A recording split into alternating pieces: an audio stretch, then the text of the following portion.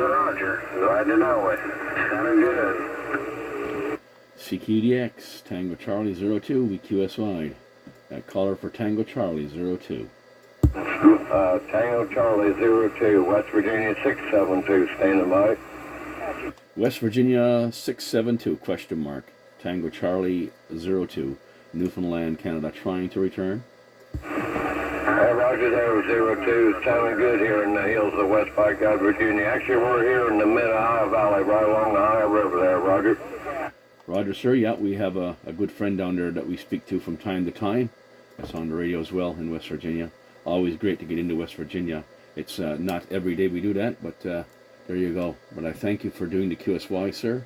And just want to let you know I'm doing a VideoGate of our conversation. Hey, Roger. Well, like I said, you're sounding real good. You're not real far away from me. Not a long skip, a long ways, but not too bad there. I got a lot of them in there this morning, Roger. Roger that there, Whiskey Victor 672, I should say, West Virginia. My personal here is Andy, Alpha November Delta Yankee. Back to you. Hey, Roger there, Andy. You got Kenny here, Kilo Echo November Yankee. And we're using talking on a Sun SDR2DX and a Stereo Vector 4000 antenna there, Roger. About 15 foot off the ground. Roger, sir, your antenna condition is similar to mine. I'm only about 15 feet as well at the base of the antenna. Those SDR systems are it's pretty cool. I haven't dabbled into that yet, but certainly sounding great. It's got nice clear audio, so something to be said about this new technology for sure. And that's great. And thanks for the last over there, Kenny. I appreciate the information. Hey, Roger, I appreciate it. Yeah, I really like the waterfall. It took me a long time. It took me about 10 years to decide on buying this radio before I finally broke down and bought it. And like I said, I've been kind of keeping an eye on them, and I thought I better snag one up while I still can. Yeah, I think it's pretty neat. I've seen videos of them, and it's pretty neat that you can actually look up the up and down on the frequency where you're at, up above and below, and see if there's any activity. That's really cool. So it's kind of like a visual of the band that you're on. Hey, Roger. Yeah, these was a little bit set up more for the experimenter. That's kind of more what I'd say I am as the experimenter. I like the moon and North America, the 505 Ireland. I really like the features and the capability that this thing was capable of doing. The ONAN and Flex radios, they're kind of locked up on their capabilities of what you can do with them. Absolutely, yeah. And I do like an interactive radio. Where you can do many different things, not just turn it on and off and turn the channel. It's great when you can affect the bandwidth and go in between channels, things like that. And so when it's interactive, it becomes more fun. But you need to learn as you go, I guess. Yes, it's going to take me a couple years to actually learn how to run this radio, I'm afraid. I can imagine. Yeah, it's a struggle for some people. I take pretty good to computer stuff, but then again, I've never tried this kind of technologies, and it's probably something a little bit more complicated than what I'm thinking for sure, Kenny. Hey, Roger. Well, I played with the little dongles, the $20 dongles a little bit, and they really impressed me on the receive. And actually, I've just been running cheap mobile CB radios for years, and this is quite a bit different there, Roger.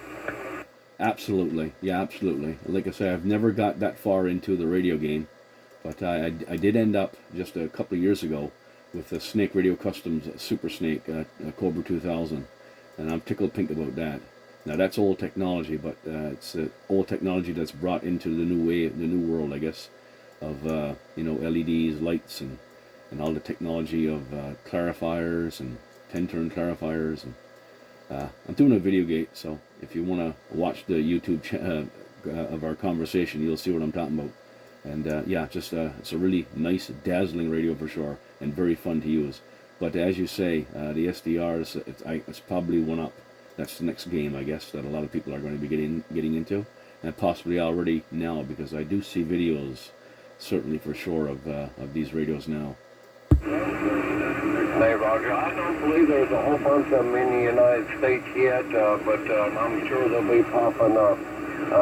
Some people said they were a little catchy and stuff, but I haven't had not a bit of trouble out of mine so far. Yes, Kenny, that's so true. Yeah, most of the waterfalls I do see is coming out of the UK.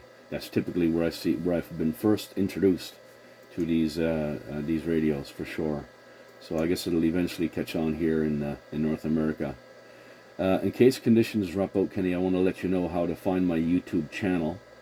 It's my personal name, Andy Tobin. The last name is Tango, Oscar, Bravo, India, November. When you get the time, and if you have access to a computer, you can drop by and see my channel, and you'll find your VideoGate today, sir. Hey, Roger, I believe I spoke to you before, and I've watched a couple of your videos there, Roger. That's quite possible, Kenny. There's been so many people. I can certainly go back through my YouTube now and just type in your call there, and whatever videos we've done will come up. So I'll definitely check that as I upload this video. Hey, Roger, I don't know if you was doing a VideoGate or not, but I have spoke with you before. Well, that's great to know. Thank you. You got a better memory than me. Congratulations on that. Hey, Roger. Yeah, it kind of makes it rough. I don't keep a logbook, and I'm going to download me one. They got the new one here, actually, with this radio.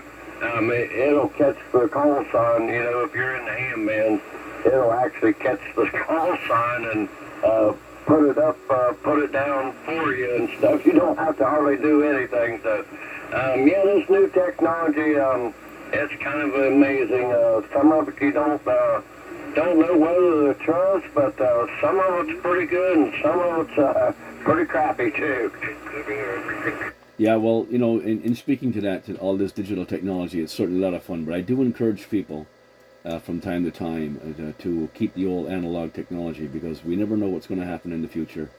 And with this digital stuff, it's only very easy to zap or take it out of commission. So in times of war or unrest and stuff like that, and you know, if your government start to twist and turn on you, at least you have a way to get out to the rest of the world somewhat, depending on what frequency you're on, what band you're on, and get to know what might be going on somewhere else and relay messages back and forth. The old analog technology should prove very handy if and when that comes. Hey, Roger, yes, I got quite a bit old tube equipment and stuff that I'm hanging on to and stuff. And, yeah, because this thing here, I wouldn't have no idea. I don't even think I could see the work on it. The stuff's so small. Absolutely right. You're absolutely right. I've looked at some boards that you have to use a magnifying glass to see that little speck. It looks like a piece of dust, but it's not. It's actually a component. Yeah, that's the way this is. Yeah, there wouldn't be no way for me to work on it. Now, the older tube stuff, yeah, I can work on it and I can repair it. And actually, I got a lot of extra tubes and spare parts and stuff. Well, that's fantastic. I do not have a tube radio per se, so I'm not quite in the zone where I could be ultra safe, but I do have analog, analog radios here, and hopefully that'll work. But you're right, absolutely. Something that plugs in with power, AC or DC, and has tubes is definitely going to outlast it all. Hey, Roger, yeah, because I got radio equipment that's older than me and still working just fine. Absolutely. I was at a point in my life where I was looking around for tube equipment, but I realized when I started picking up little pieces here and there, a lot of the things that people are getting rid of that operate on tube is very heavy and huge. It takes up a lot of real estate. So even though I really do love tube and I wish I had a room for it, it's really not a good hobby, especially if you don't have the real estate to put it in. Hey, Roger. I know how that is. I just moved into me a little radio shack, built me a little radio shack here up on top of the hill.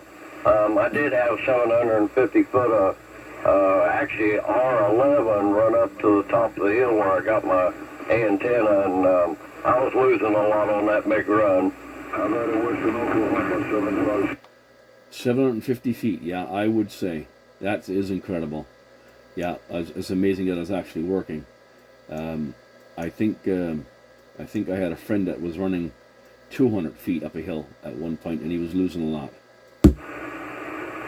Hey, Roger, I got lucky. My antenna was just a little bit out of tune, and that R11 is 75 ohm coax. But when I got down to my house and hooked up, I had a perfect SWR. Wow. Yes. Yeah. I could certainly see that happening. And I had a friend also that used the 75 ohm cable, and although some people say you can't use it, he used it with no problem. SWR was good. I think he had like a 30 or 40 foot run. That's all he was using. But yeah, his SWR seemed to be fine, and he received and transmitted perfectly. So that's a difficult question for somebody to actually argue.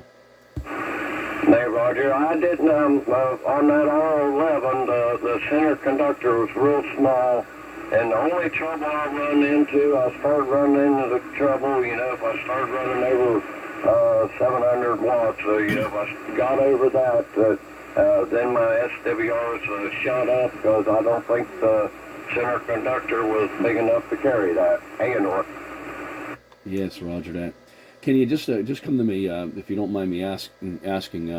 I have a friend, like I said, I mentioned down in West Virginia, and I know that West Virginia is a pretty big state when it comes to sizes of states for sure. But I don't know if you've heard the 9111 in your area.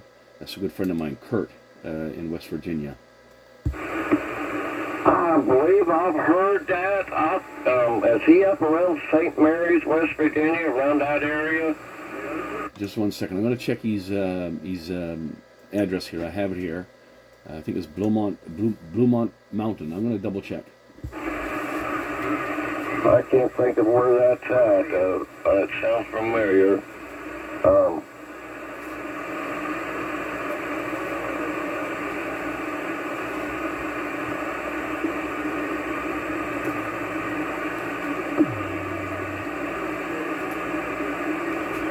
Yeah, my apologies, Kenny. I don't have his address readily available, but I think it's the Blue Ridge Mountains, somewhere around there.